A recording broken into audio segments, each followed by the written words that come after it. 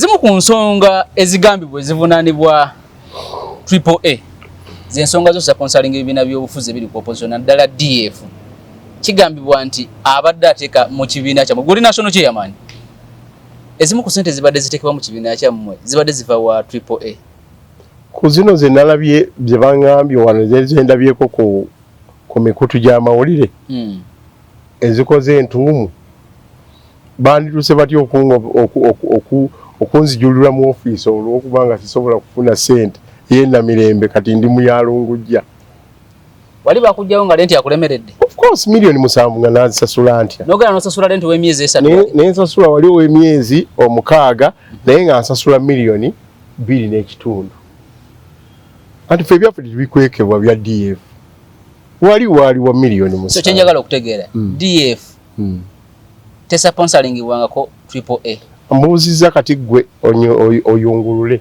Wona wasizira okubeera ng'otulaba nkwaniriza nnyo olunaku olwaleero nkubuuzaako nti wasiibye otya afunye okusomozebwa nkusaasidde. Ofiiridde olwaza n'okusomozebwa okulala so tuuka ku buwanguzi nkuyozaayoza nyina Honorable Samuel Walter Lubega Mukaaku muna DF Democratic Front ye national chairman w'ekibiina ekyo. Tugenda kwogera ebigambo naye agenda kusooka akubuuzeeko tutandike program. So tukwaniriza kusababuze ku bantu nange nkulamusiza ssebo abatulaba mbeebaza emirimu gye mutuusaako engalo era mbalamusiza ddala nsaba programu eno ebanyumire. Obulamu bugamba butya mu Mukaaku? Obulamu tusindiikiriza naye nga si byangu nga bannayuganda bonna bwe bali embeera y'okubeerawo survival efuuse enzibu ddala ate nga n'ebimu ku bigifudde enzibu kwe kubeera nti purchasing powers za buli munnayuganda zakkira ddala kumpi kubwa ku zero. Mwoteeka cost of living okuba nti yatekomwanga kulinnya waliwo ebitoyogerwako naye nga bibisinga okuba ebibi ti ennaku zino nze nabaddeeyo Mbaale luddawa abantu bitundu ebimu amafuta gali ku mutwalo ku kanaana kasanvu buli omu kyayagala kyakola atundanga bwalabye ye ng'omuntu wa bulijjo akole ki embeera eyo erinyisiza nnyo cost of living ate nga naawava ekigulira magala eddiba tekikola ki tekirabika kati teriyo terra esinga eyo eri omuntu munnayuganda tuyinza okutambula noga nti tewawulidde tebakubye masasi naye bw'olowooza nti eka abaana basuze enjala ekyo kyokka kikumala ate n'obali tomanyi wojja ekyo kyokka kikumala. So kati nammwe bannamawulire tubasaasira embeera gye mukoleramu emirimu gino era tubeewuunya n'obeewuunya era okukwatako mu ngalo ku lw'abanno nti si kyangu okulaba nti emirimu nga gino egy'obwannakyewa ate nga muli mu fourth estate gitambula. So embeera y'ebyobufuzi ogiraba otya otwogerera bino? Ntabufu. Ntabufu.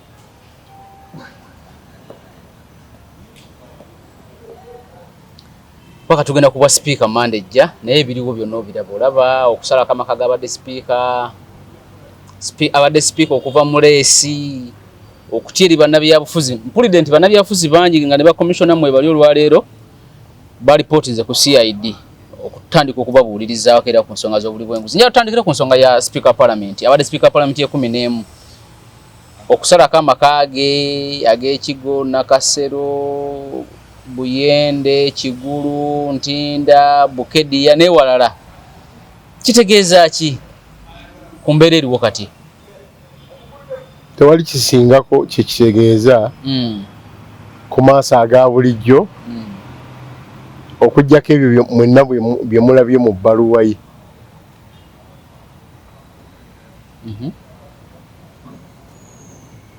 nga olulimi lwonna olulaba nti awalirizibwa aveemu nga takyeyagalidde ng'omuntu kyokka ffenna tumanyi nti yeetegekera nnyo emyaka gino 5 so much nti paalamenti ewedde eyina n'ebintu ebimu byakola vagalanda oba byakola etyo nga buli resource buli maanyi gonna gatunuuliziddwa paalamenti ne sipiika waayo ye alowooza nti yali yalondebwa dda paalamenti ne sipiika waayo ey'12 era ng'omuntu yenna atafukirira ekyo either yamaliriza akubiddwa okuva mu paalamenti eyo oba obutagenda mu paalamenti eyo abadde awakanya nti ono si yagano ba sipiika 12 oba atategeerekeka bulungi oba obadde towakanya naye nga n'okutegeerekeka totegeerekeka meaning nga toli loyo na nteekateeka eyo ekibadde kiriwo nti wali tosobola kufuna mukisa wadde okulingiriza oba okusemberera ku nnyumba eyo kati bw'abanga olwali bbaluwa yeegamba nti ekyakivuddemu it's not just a U-turn naye kuyiika nso kya Luganda kibanga ki kuyiika enso ogimanyi sigimanyi sijja kulya evviivi lino litambulira lirina obubengo kwe litambulira abaga ndi gundi yayiise enso abanga ayise vivi owulidde kuyiika nso ntegeeza mu byobufuzi ekyokubiri ekiri mu bbaluwa etegeezeza nti waliwo abajja okusalawo kwani anaddako ekyokusatu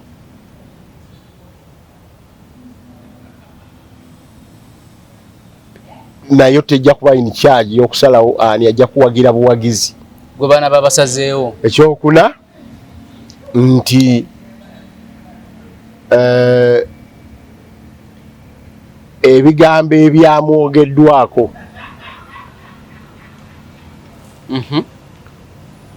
awadde omukisa era avuddewo kiwa omukisa ab'obuyinza basobole omunoonyerezaako n'ebitongole ebikessi bisobole omunoonyerezaako bizuule amazima amatuufu si kooti naye bali banoonyereza nti era ab'obuyinza bamala onoonyereza bakutwala mu kooti bazuule ebyo gw'obimanyi bazuule ekituufu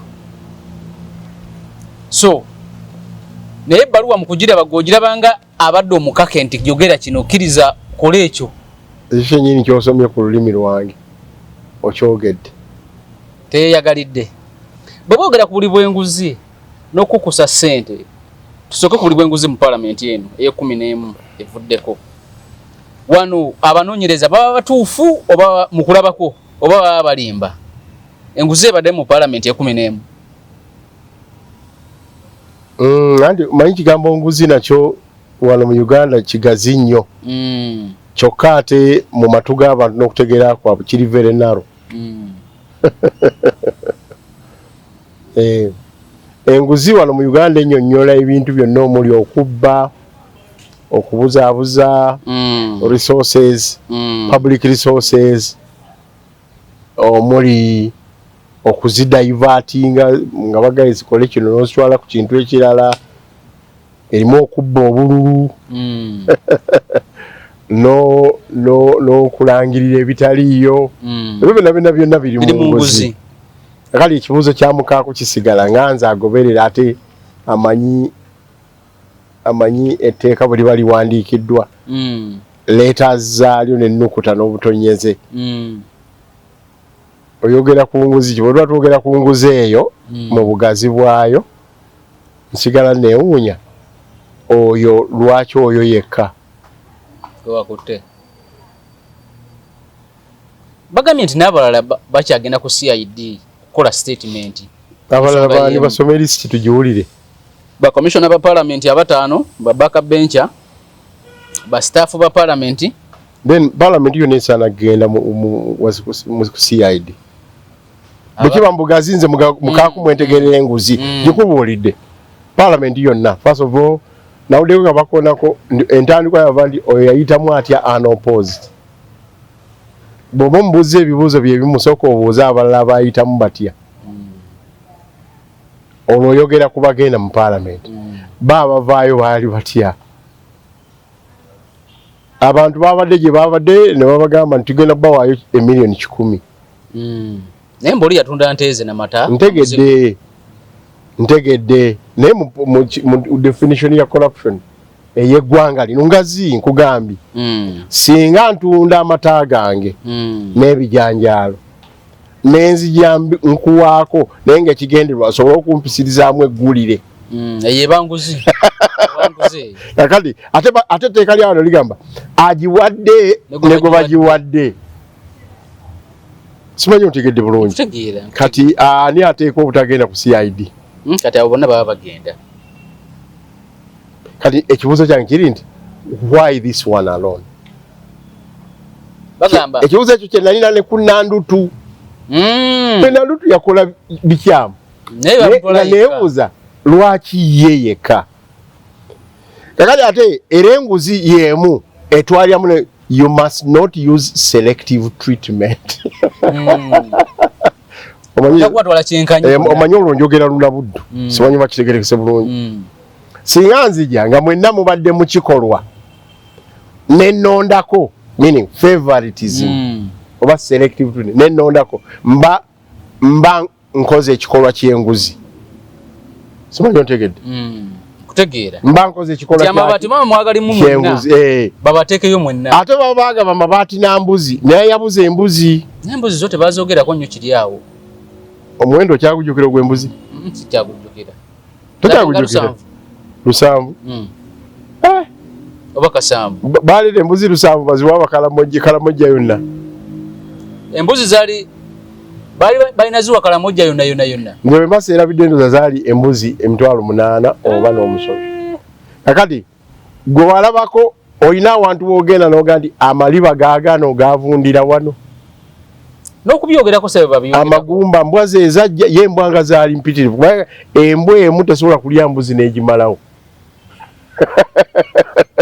Zeeze embwa zaavaawo ezaali embuzi ezo. Oba embuzi tebaziteekayo. Kisoboka. Naye engeri ebyamabaati gye byajjamu ebyo eby'Ekalamoja gye byajjamu engeri y'ensoke. Ensoke wagiwulira eno yayitesesa. Nagiwulira. Amabaati agamu gaagwanga bugwe mu luggya ng'oli tategedde. Ye gavudde. Agendo ziruka nga gali mu luggya. Gali mu luggya.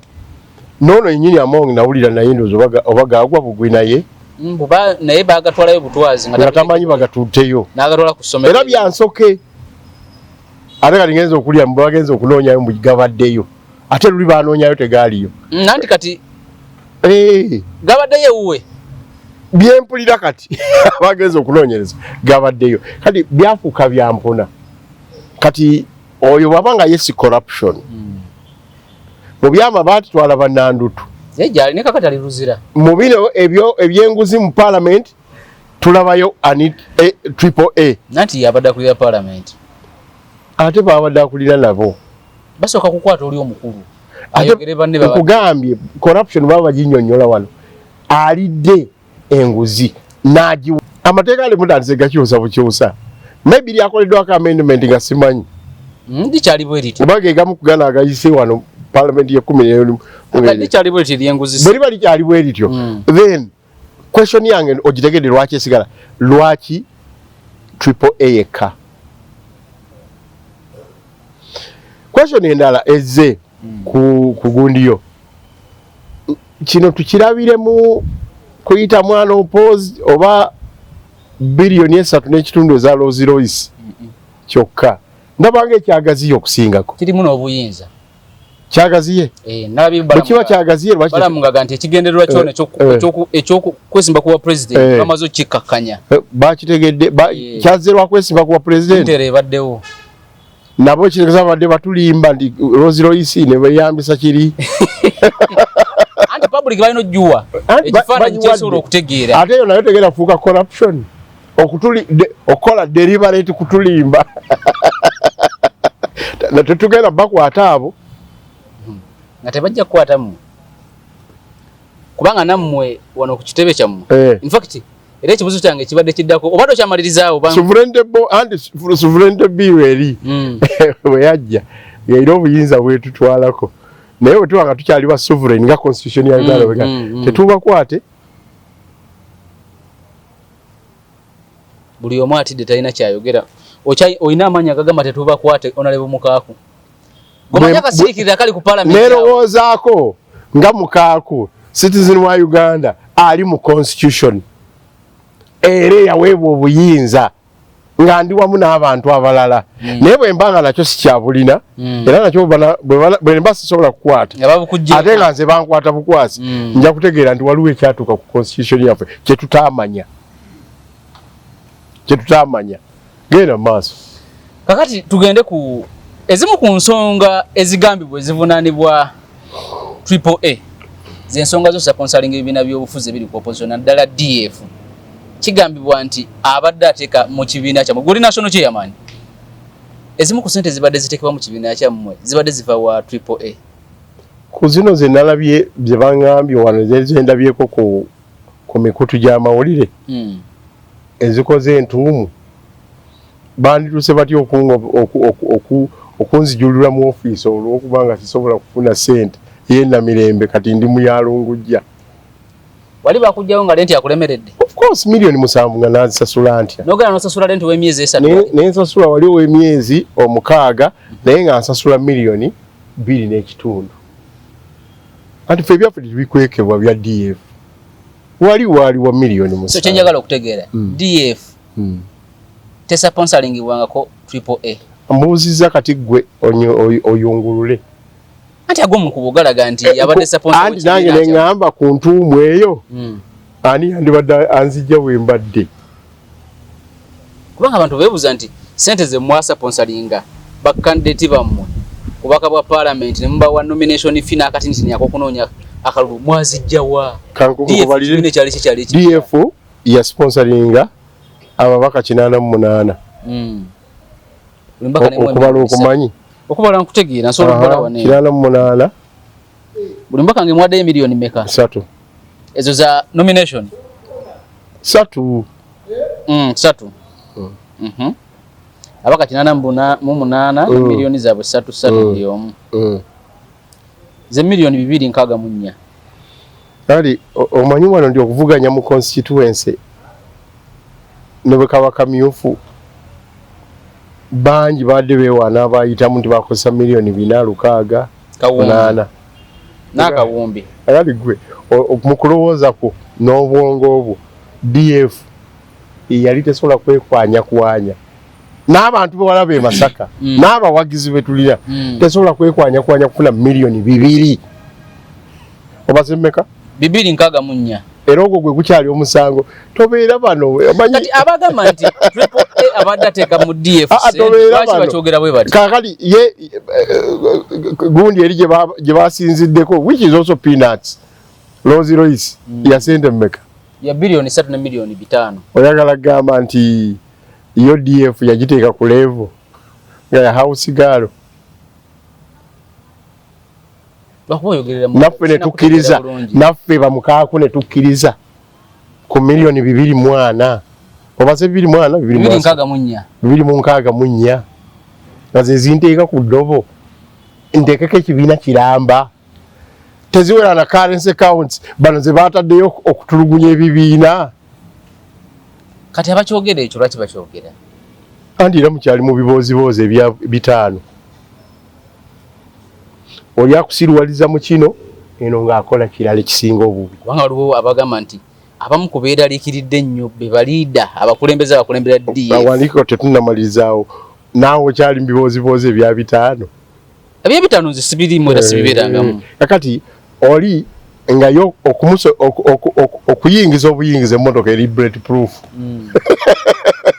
egenda mu milioni 7 naye akubuzaabuza wano nti oli akasiimo ke bamuwadde ak'ebitaano kintu kibiyo ke kandi zimbye amasomero gammwe gonna ate yalagadde ennyumba ezitulwako ne helikopita mu mwaka ogusooka 221 nagandi fe tukoze sente n'omwana wange avuga Mercedes Benz ya million n'omwana omuto atafulumanga mu ssomero ng'alina Mercedes Benz ya million 3 nga yazijja wasi naye nakugamba nti eyo golofa eyo munagifuna mu 221 ne muganda wange naye agirina ne muganda wange gundi naye agirina ne gundi naye agirina ne gwe nawo obwogezi naye alina nokkiriza ano jja wano noga nti ate ebitaano byebatutte byali biyitirivu nnyo era nga nze nzira mu biboozibozi ebyo kati ono y'omukaako bana baba bagamba nti DF ebadde sponsored by AAA lwaki baleeta ali ndi wano nze national chairman tukibaze ensi eraba wakati tesinako nze national chairman tukibaze ensi eraba ddamu obale miliyoni 3 kubisaamu abantu 88 ze miliyoni 264 wabagamba temwakoma ku nomination mwabawo n'akasente akokunoonya akalulu bonna gye bali lwaki tubabuuza ffe byaffe twabikolera olukiiko lwatuula mu lujja misana ennamirembe ne tugamba kyetugenda okusobola okukola kyetutandika nakyo ye nomination fees naye singa Katonda atuwa ne tufuna sente za iPod ng'ekibiina ekiri mu parliament abantu baffe tujja kubongerayo wakiri tubakubire ku buposta tukole kino wali mu lujja bye byaffe si byankiso nze national chairman nze nali nkubiriza tambula ogenda obuuza ababaka n'abamumanyiivu olw'okuba nti baakubirwa bipande kubanga abaatusibira ebweru ku iPod abo bennyini gwogambye nti yakisponsoringa ye yatuula wali ng'amanyi nti DF kibiina kyaki kya parliament kirina ababaka bameka 5 ne attorney general waakwo ne NRM ne DP ne baga nti aba DF tebasaana kufuna sente ne NUP n'ekiwagira ate oyo gwe batugamba NUP yawagira naye baabo tebasaana kufuna naye beeza abo nga baagala bagende basayininga eddiiru bamugoberera nako n'embaale asobola okusayininga ng'ali mu bya parish development model aba DP mwami Mao nga naye musanyufu nnyo muyitirivu okola DF defuna sente za iPod ffe nga tugamba tuli entitled okufuna ffe ne PFF waffe baali basinga obutaagalira ddala okufuna sente kakali ate oyo yennyini yatutuulako aliogandi ate yabadde atusponsoring kubanga waliwo ebirala ebyogerwa onale omukaako kirungi oli national chairman nti waliwo aba DF ekituufu abalayika okubanga baawangula obubaka bwa parliament ne batabalangirira nti eri abakulu epensa lye banyiga lyali nti since nti AAA asponsoringa ekibiina kino temukkiriza mubaka yenna wa DF kulangirirwa yensonga lwaki temwafunayo mubaka no ate beyasponsoringa mwenaale mu bonga balangirirwa beyasponsoringa mu bibiina ebirala bonga balangirirwa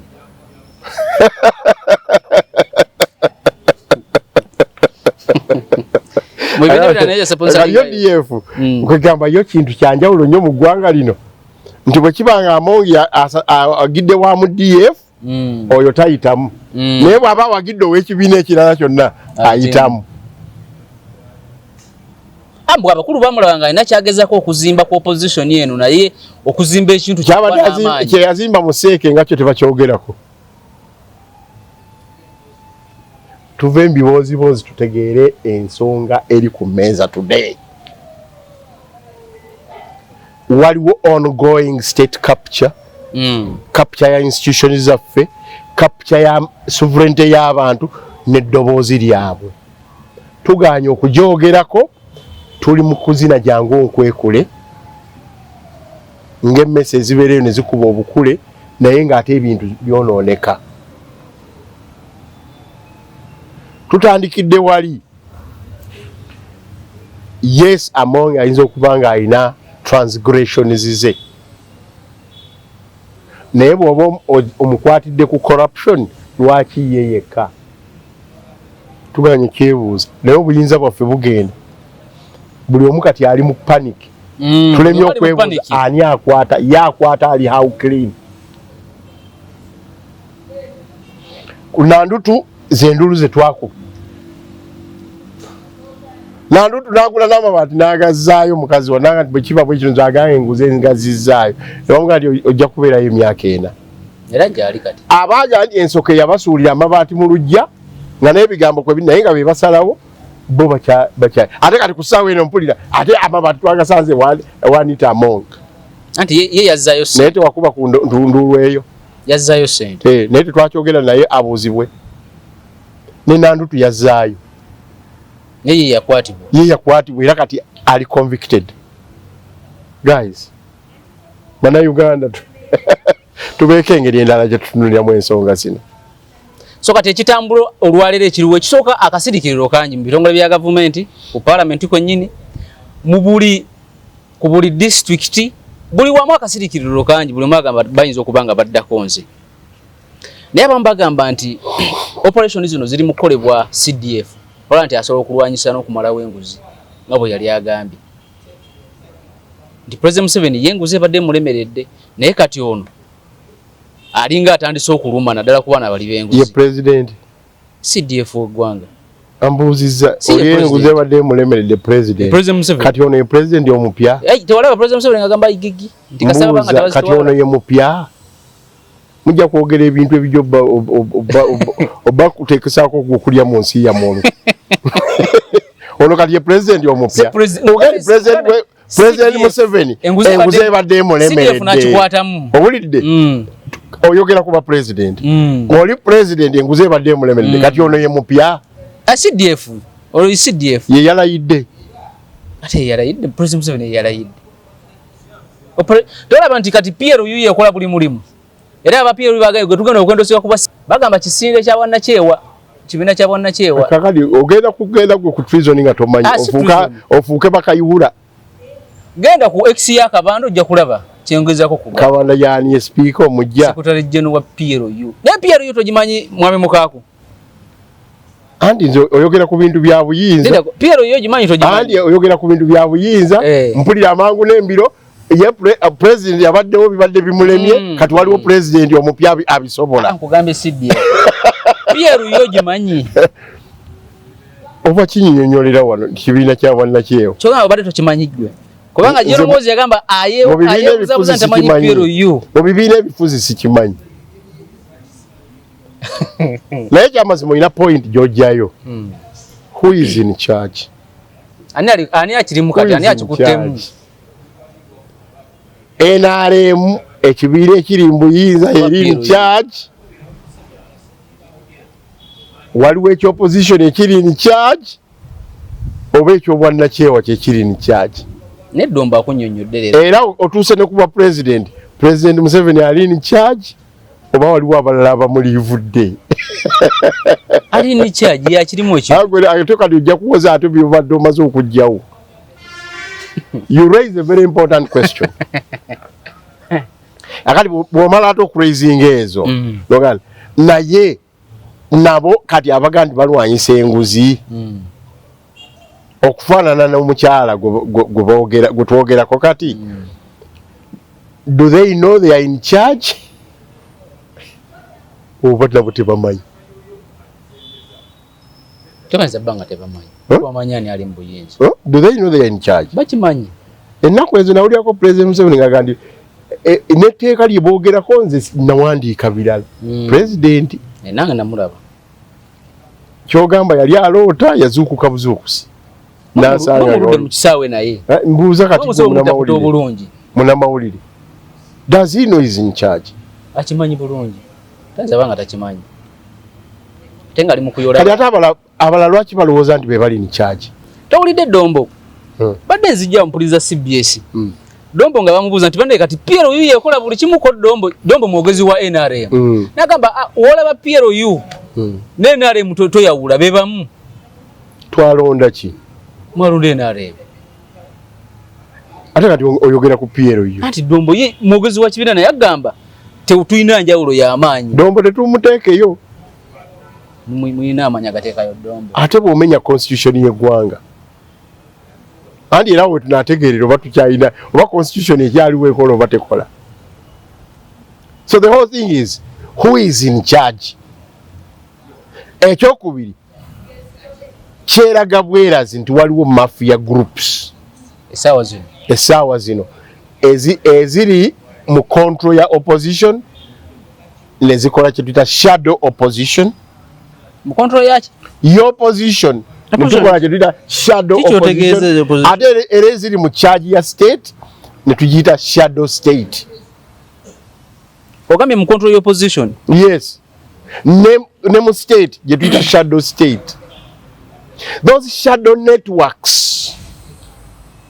networks of power zezirabika zeziri in charge so much nti abantu fe abali mu opposition tetukyamanyira kiki kitukulembera so much nti n'abali mu government badombo tebakyamanyi kibakulembera so much ne president w'eggwanga takyamanyi bintu bijja bitya. Oba otegedde bulungi bino sinze mbyogera biri ongambye Dombo yabikoze eki mwogezi waki wa NRM naye akugambye naye tamanyi. President juzi yabuuza n'agamba ebyo bye baliko bye bateesa akaani yabiwandiika manyi nze nawandiika nze bye nawandiika birala bano etteeka lye bavuga siri eryo naye ne limala ne liyita owulidde atinaffe mu opposition njagala kubulya tetumanyi kigenda mu maaso ku luyi lwa opposition. Tongamba nti namwe baba bayingizaamu dde ensega kakati nze juzi naliko we nali nonsanga noŋŋamba nti nga temunakabanja nga temunakola bwe muti agenda eyo sigibeerangamu situlangako nenjimanya ate nange neebuuza eneetuukirira nalabye bulabi nga tetuukiridde naye ng'ate tuli mbivulu wantu walala kati ntwale kindeke ki so kakati kiki kyetulimu essaawa zino so kyetulimu essaawa zino tuli mu last throws ez'okubeerawo kwa state our institutions obuyinza bw'abantu n'eddoboozi lyaffe somebody else gwe tuteekwa okudefiningira awamu has taken over. Omuntu omu bw'ati eyinza okuba group ayinza okuba omuntu eyinza okuba tiimu ku byendaba kati ku bigenda mu maaso ku bya ono mukyala Triple A balera bakyasakinga ne bwe tuwogere byendaba mpuliddeko ababa ne bakirowooza nti yadde Rolls Royce yaleese ebizibu tebadde kirungi nnyo okubeera nga obwongo bwo tebugaziwa nga busigala awo buli kimu kibutomera tebumanyi ne bwofuufa bulungi toba na birowoozo by'amaanyi ate olumwaki tomanyi kikuluma so naye kati bwotunulira bo bali balowooza nti Rolls Royce yebireese biliyoni ssatu n'ekitundu ezo nazo sente kati bakulagiddeko bwereere mu kwaza esente zirinya paka waggulu nga ziri mu dola naye bano abazze okwaza bo lwaki buli obodda bamanyiibwa wali sente baatugani nameere yabyogedde ani namuju sise mbube babyogedde kitegeeza abadde abalambuze naye ani yabatemezaako nameere abimanyi ne namuju bayinza obba nga yabanyigamu nga agent kati ate tuwulira FBI n'ebitongole ebirala ebyensi yonna bye biri ni charge era kye balina okukola kubanga ani yabiyise gavumenti erina obbiyita ate kati twakasayininga sovereignty bill who is in charge kati abali in charge who is actually in charge kale kanve in charge of the state kanjireke who is in charge of the mafia networks wali mafia networks sawa anti tumaze okutegeera ffe betwawo obuyinza tebali in charge. Dombo akugambye Nedombo taganye kubuuziza wano manyize byange mbyogerera wano nga bwe kuze ebya DF n'oli gobadde ogali sponsor n'obibalize wano mu luju ate nze national chairman nkubuuziza wano twalonda kibiina ki katugambye nti okulonda kwaliyo twalonda kibiina ki ate kati ova kuŋŋamba nti Dombo akugambye nti waliwo omulala ali ni charge. Dombo agambye NRM ne PLU tebalina njawulo andi okwo bayita okwekangabiriza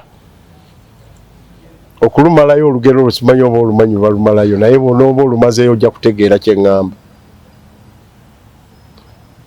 President Museveni president wa ggwanga twamulayiza jjo twali tunamulayiza n'etteeka lyasayininze libagala yali sayininze n'akugamba tabimanyi ebyagendamu ate najjamu n'alisayininga kati nze nabyogedde ebyo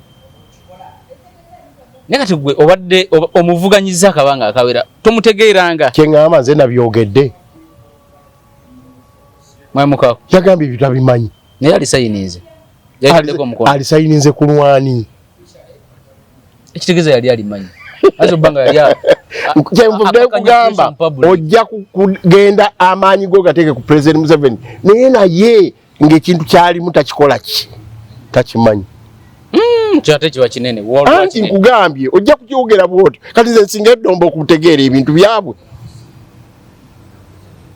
gwe wenyini ova kuŋŋamba wano nti waliwo eyagamba nti President Museveni ebya corruption obadde ogamba nti ebintu tebitegeerekeka ani ali mu charge naye bwe tumala kyetutegeera ekiri mu glass nti waliwo omukono omulala ogutategeerekeka ogutambuza ogutusiza ne president w'eggwanga n'abantu abamusoberwa badombo boyogeddeko Dombo mwogezi we naare nga ne CDF gwoyogeddeko era naye alinga ali mbusoberwa kubanga akugambye nti president aliwo byamulemye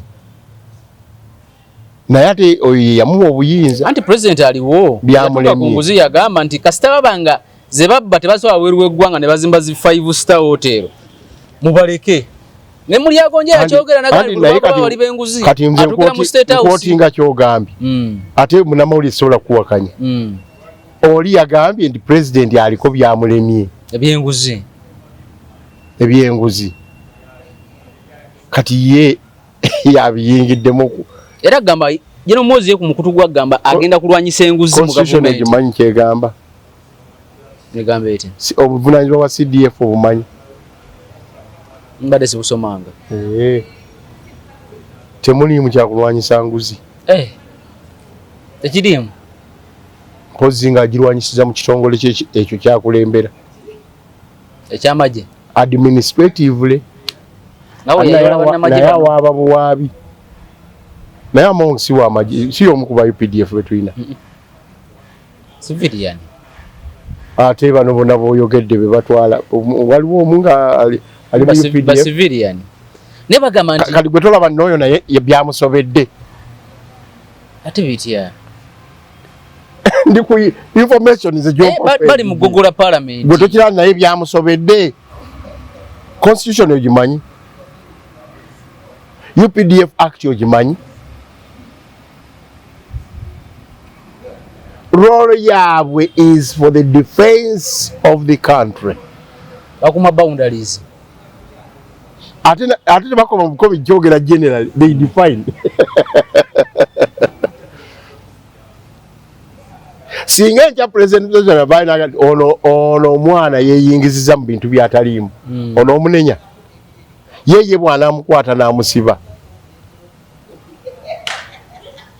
tugende mpola kyenvudde nkubuuza the fundamental question is tutegedde waliwo ekigenda mu maaso naye ffenna tusobola kiwawaagulira ne tutegeera nti kyekino mu kiseera kino naye you must appreciate kati olina okwebuuza ebibuuzo who is in charge of the mafia networks in government and opposition who is the mafia za mafia za mkuu ni nani ali mu Luswahili kati kyogamba operation zine zikolebwa na nani huyo mafia za yeko ndani hapo kama foreign external force ali wano oba ali weru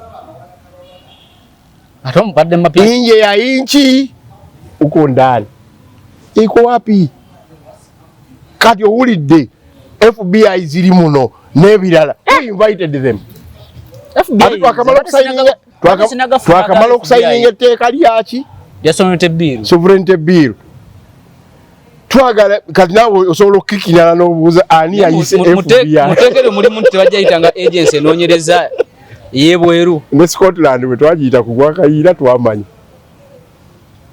Scotland Yard lipoota ye yatulema okufunayo ne sente ze baakozesa tezaategereka bulungi naye kati ani yayise who invited it and when did the invitation take place kuba tubadde tuli abamu kye bayita transition simanyi oba ddala transition ojuba nti twabadde mu kalulu nga tetumanyi naagenda kuddako ani oyo yatuyitira abakulu balinga obudde bukyali nga tetumanyi agenda kuddako bino mbikuwa otegeere we tuyimiridde. Nze saagala kwogerera kyesitegeera bulungi naye byensobola okutegeera byo mbitegedde. Waliwo ekizinyisa obugologoosi kye tutamanyi. Kati bw'omala okutegeera nti waliwo ekizinyisa obugologoosi noonyeza ddala ekizinyisa kyekiki. Kati gwe mukulabako operation zino ezikolebwa tezikolebwa mu makubo matuufu. Ziri nani constitutional zimenya zino ezikolebwa na ku speaker wa parliament. Ani yazikoze? Ababikonde bali muzikola. Bani? CID ne UPDF. CID yagambye ani yagigambye? Nera ndozera waliwo yagigambye. Ate solo okusituka. Waliwo n'amabaluwa agatambudde. Kati baba abagigambye batuufu okukwata ku bali b'enguzi. Naye lwaki tukwatako omu? Bukatandikira programu eno nabikubuuza lwaki tukwatako omu? Anti ndowooza ono omu fayiro yabadde ewedde bulungi. Anti fayiro ye ng'ekwata ku kisi corruption. Enguzi yagirya yekka ate yagimuwa yaani? Ye abadde nga atugamba ye akola mulimu gwe bamutumye. N'agamba bamugamba waliwo olumu yagamba mu kifo ky'okugamba nti abamemba wa parliament tubayitenga bagenda awantu bababuulire ekyokukola babasasule yajja kikolako. Twamusuubira nti tajja kufisa. Yagamba ati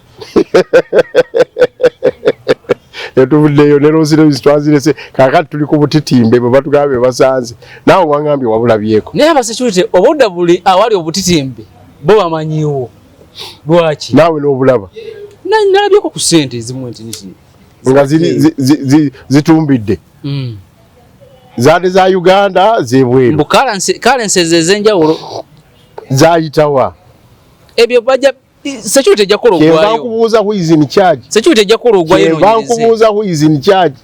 Bwe zaayita zajja zitya nebifuse nga bya munnaffe yagamba nti ne yeebaza n'abantu aba security abamufulumiza. Mbeebaza babadde bamukuuma bulungi ng'ali wano nga bw'asaba empuuta bw'agenda emikono n'agirya bw'alya ku ffene. Naye ate nga talina ssente n'emu naye ate nga kubanga era ekikola nga talina ssente nga n'ekirevu takisala. Ssente ezitambula biri byonna n'abamawulire aba BBC n'abalala ng'abalaba naye ng'ekire ezisala ekirevu Bannayuganda bannaye ate bw'abala ne yeebaza aba security abamuyambye okufuluma. Kati nze awo nsigala bwe bibanga byonna bituufu ani ali in charge? Kati olwaliro heads should have rolled. Bakuteeka bati okubeera in charge of our borders and our airports. Omuntu najja n'ayitawo n'akwebaza n'okwebaza naye gwe n'osigala nga you have not accounted. Kati mwami Mukaaku ending point ya kino eri ki? Kiggwa kitya? Tuli mu kavuyo semavuyo akamafia captivity. Kiyinza okuggwa obubi? Captivity eyo gyeggwera Katonda yamanyi okuggyako ng'abantu bonna bafuuse banaafuuka clean ne ba countingire ensobi ze bakoze nga bwe nalabye mukyala AAA Naalongo bwagamba nti bannange n'ekifo ky'obwa speaker sikyaki wadde amaze emyaka 5 ng'akyetegekera buli muntu n'amukuba n'akola ki okulaba amaze emyaka 5 ng'akyetegekera n'ekyankwanzi yabuuziza ekibuuzo abo abajja ne batuuka mu bisenge nga bakimanyi bagenyi bugenyi babayise buyisi teyabibuuze mwana si weewaka kye kibuuzo ekyo omulala n'amuddamu naye naawe toli waawaka nnyo tulabye okweteekateeka okwo naye ku bbaluwa gye yawandiise yabadde eraga amaziga capitulated kyekigambo ky'olunabuddu ekituufu abasala lwera she capitulated kakati ate nakkiriza n'okukkiza nze gwe banaasalawo wenja okuwagira n'amala n'agamba nzikiriza n'ab'obuyinza n'ebitongole ebikesi binoonyereze ku bigambibwa nti ndi bwendi yeewaddeyo naye nze eyo story tesookedde ku ono nagiraba Kayihura Kayihura biseeryo n'akontana ne bakandiho nabo gye baamalira gw'omanyiyo Kayihura yalina amaanyi ne batukuga nti Kayihura oyo yamanye ekyalya Kaweesi, yamanye ekyalya Kirumira, yamanye ekyalya ki Kayihura olwaliwo omusanga n'omubuuza gwe bazinyisa amazina nga bwawanika bino akugamba naye Kayihura oli yali tamumanyi takyajjukira na byaliwo oli ne ono webesanga betomera owulidde kakati ne ku triple A naye ndaba kyekimu n'abalala bangi sole zino tuzibaddemu mbabazi olwaleero ku mbabazi gwe twamanya sejjusa ate wa Gavi singa obuuza omukulu akiikira Lujumbura Jimuhezi n'omubuuza nti Jimuhezi oli okyamujjukira naye akakana Jimu kati yekolera mirimu gye kati kyekugambye we have to ask ourselves these questions. They are hard questions. Naye oluvannyuma lwagenda to defining ani mukulembeze wa mafia networks ezifuga opposition nezifuga government nezifuga institutions zaffe zonna nezifuga obuyinza bwaffe era kati nga zinaatera obumalawo bwonna n'eddoboozi lyaffe. Ekyokubiri bwe tumala okutegeera twebuuza oba ddala eggwanga ng'eggwanga tukyali in charge mu ggwanga lyaffe oba waliwo omuntu omulala atukulembera. Tweyanza nnyo tweyanzeege oyo ye national chairman wa Democratic Front DF Mwami Samuel Walter Lubega Mukaku. Tugenda kumawono olwaleero naye tujja kutandikira olunaku olulala akuumi.